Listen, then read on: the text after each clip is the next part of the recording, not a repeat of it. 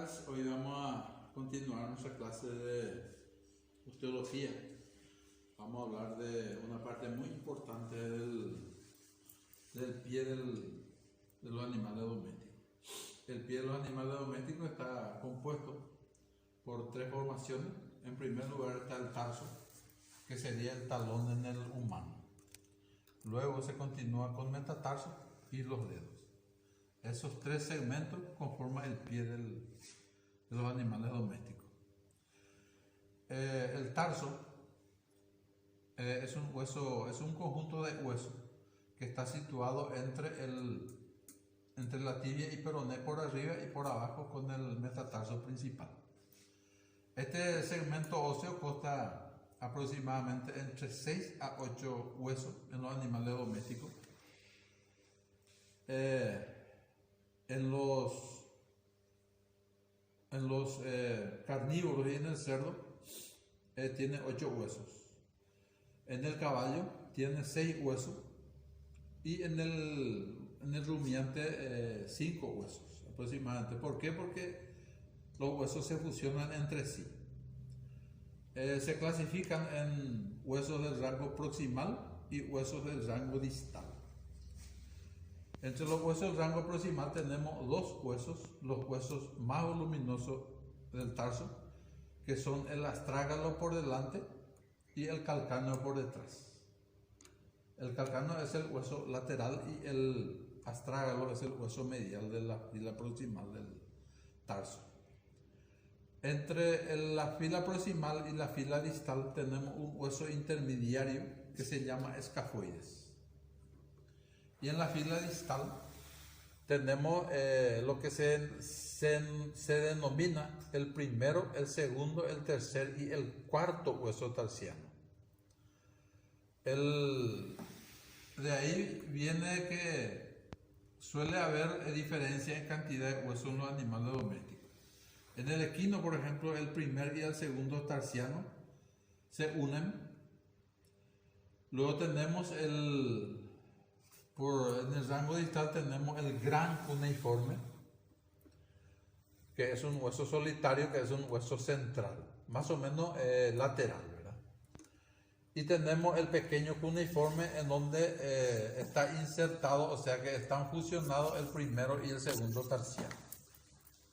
Primer y segundo tarsiano está fusionado en estos huesos, en este un solo hueso. Y medialmente tenemos el hueso cuboides, que es un hueso irregular y que está situado lateralmente del escafoide y del gran cuneiforme. Vamos a hablar por separado de este hueso a grandes rasgos para que podamos entender más o menos sus caras y sus relaciones. Bueno, estos son nuestros dos huesos que estamos hablando. Vamos a hablar por separado de los dos huesos del rango proximal del tarso. Este tarso, como habíamos hablado anteriormente, es el tarso del caballo. Nosotros vamos a hablar más de estos huesos porque es el más representativo. Después vamos a hablar de algunas diferencias nomás entre los huesos, pero hay muy pocas diferencias, ¿verdad? Entonces, primeramente vamos a hablar del calcáneo. Todos estos huesos que corresponden al tarso, igual que el carpo, está constituido por huesos cortos. En este caso, el astrágalo es un hueso irregularmente cuboide o tipo cuadrilátero que presenta para su estudio 6 caras. Tiene una cara proximal y una cara dorsal que no tiene línea de demarcación uno con otro. Está compuesto por una trocle, que es una formación que dentro de generalidades se nombra como una cavidad. Esta trocle está formada por dos labios separados por una garganta media. Suele haber en esta garganta, suele presentarse en la foseta sinovial. Esta es una conformación bastante oblicua, de arriba abajo, de atrás adelante y de adentro afuera, la trocle. Luego tenemos la cara distal de este hueso astrágalo, que está formado por una superficie convexa que está compuesta por dos facetas. Es convexa de adelante a atrás y presenta dos facetas para articular con nuestro hueso que se llama el hueso central, que es el escafoide. Con esto articula por medio de su faceta convexa. Entre esa faceta tenemos una excavación rugosa que sirve para inserción de los ligamentos interóseos, que vamos a hablar cuando hablemos de la articulación. Luego tenemos una cara caudal que está compuesta por facetas, 4 facetas aproximadamente, que le corresponden otras facetas del calcáneo para articular esos huesos, ¿verdad? Ahí articula esos huesos a través de 4 facetas irregulares.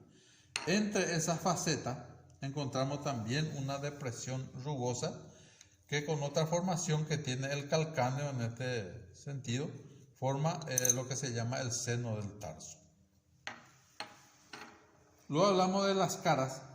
Tenemos la cara lateral, que está compuesta por una depresión rugosa que sirve para la inserción de ligamentos de la articulación del tarso. La cara medial presenta también 2 tuberosidades, una tuberosidad proximal que es menos prominente de la tuberosidad distal, ¿verdad? Esta tuberosidad es la tuberosidad del astragal. Este es entonces uno de los huesos centrales del tarso, que articula directamente con la tibia. Este en conjunto más o menos tenemos así ligado para que uno pueda entender mejor. Luego tenemos el hueso del calcáneo. Este hueso es el hueso alargado verticalmente y presenta también para su estudio dos caras, una cara medial, una cara lateral. Presenta 2 bordes, un borde craneal, un borde caudal y 2 extremidades, una extremidad proximal y una extremidad distal, que sería esta. La cara lateral es excavada, es cóncavo y ligeramente rugosa para inserción de ligamentos. La cara medial presenta en su parte inferior una prominente salida, una prominencia, que es el sustentáculo del talón, o sustentáculum tali también se lo denomina a este. Hacia el centro presenta una depresión vertical, que es la corredera del tarso. Por ahí se desliza el tendón de un músculo, ¿verdad? El borde craneal es de afuera adentro, o sea, de un lado a otro es convexa y es cóncavo longitudinalmente, y termina en una depresión que es el pico del calcáneo, en una protuberancia, digamos, ¿verdad?, que es el pico del calcáneo. Apófisis coracoide también se lo denomina a esta apófisis. Este es lo que es el borde craneal. El borde caudal, en cambio del calcáneo, es bastante largo, mucho más largo que el borde craneal, es muy grueso y es rugoso para inserción de ligamentos y tendones. Dijimos que posee 2 extremidades, una extremidad proximal, que sería esta extremidad proximal presenta 2 prominencias, una prominencia caudal y una prominencia craneal. Esto se separa por medio de un surco y toda esta prominencia sirve para la inserción del tendón de Aquiles. Y se inserta el tendón de Aquiles y se desliza sobre la prominencia craneal. La extremidad inferior, en cambio, dijimos que es mucho más ensanchado, es anfractuosa, que quien sea anfractuosa según generalidad, que es bastante irregular esta superficie. Pero se compone de facetas. Se compone de facetas para la articulación con el astrágalo, como dijimos anteriormente. Con el astrágalo y otra faceta en la parte inferior para la articulación con el hueso. Se articula con el escafoide, que es el hueso central. Y también se articula con el gran cuneiforme. Entonces esos son los huesos más grandes del tarso. son los huesos proximales. Este es el hueso escafoide. Vamos a hablar rápidamente de este hueso, que es el hueso que se interpone entre los dos rangos del tarso. El hueso escafoide, como su nombre lo indica, es un hueso bastante irregular también. Es un hueso plano, un hueso corto, que presenta para su estudio dos caras. Una cara proximal, una cara distal y presenta 4 bordes, ¿verdad? Un borde medial, un borde lateral, un borde plantar o caudal y un borde dorsal. Ligeramente vamos a hablar de sus caras. Su cara, como hace rato estábamos hablando de la cara distal del calcáneo, del astrágalo, que presentaba una superficie convexa. Este, en cambio, es una superficie cóncava que corresponde directamente a la cara distal del calcáneo. Entre ellos presenta una superficie rugosa para inserción de ligamentos. La cara distal presenta también faceta para la articulación ya con el gran cuneiforme. También entre las facetas hay depresiones. En estos huesos cortos siempre encontramos depresiones que sirven para inserción de ligamentos. Los bordes, está el borde dorsal y el borde medial, que son rugosas y de inserción ligamentosa y convexa. Inserción ligamentosa. El borde lateral presenta facetas para la articulación con el hueso cuboide, que viene a ser este hueso, el hueso lateral o hueso cuboide. El borde caudal, que viene a ser es nuestro escafoide, ¿verdad? Que presenta 2 tubérculos separados por una cresta mediana. El borde caudal. Esto es el hueso escafoide.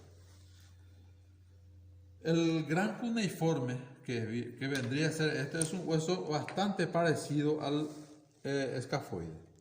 La diferencia de ello es que el escafoide es más cuadrilátero, más cuadrangular. Sin embargo, el gran cuneiforme es un hueso triangular. Siendo un hueso triangular, presenta 2 caras. Presenta 2 caras, una cara proximal y una cara distal. Y presenta 3 bordes.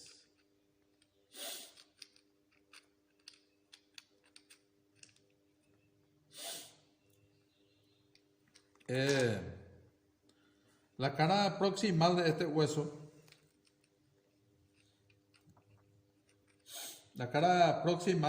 presenta faceta para la articulación con el escafoide, y la cara distal también presenta faceta que ya sirve para la articulación con el metatarsiano principal.